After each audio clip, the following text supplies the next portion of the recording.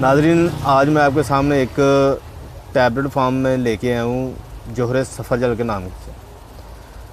یہ میڈیسن جو ہے یہ مرد حضرات کے لیے ایک بہت ہی قیمتی چیز ہے، اور ان مردوں کے لیے بھی جو خاص کر باڈی بلڈنگ کے حوالے سے جو ہے نا اپنے آپ کو مینٹین رکھنا چاہ رہے ہیں، اپنی باڈی کو فٹنس کے حوالے سے، ان کے لیے بھی ایک بہت اچھی چیز ہے۔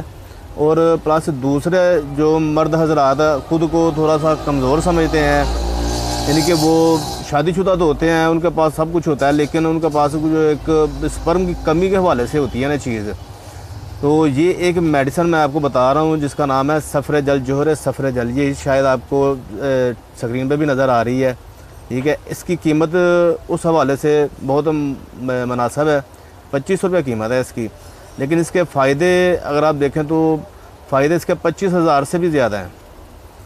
یہ نارمل انسان جو ہے نا اس کو چاہیے کہ سال میں ایک ڈبی استعمال کر لے۔ باڈی بلڈنگ حضرات جو ہیں وہ اس کو ایک ٹیبلٹ جو ہے نا وہ ایک ٹائم استعمال کر سکتے ہیں، اس کے ساتھ اس کا سٹیمنا بنے گا، اس کے مسلز بنیں گے۔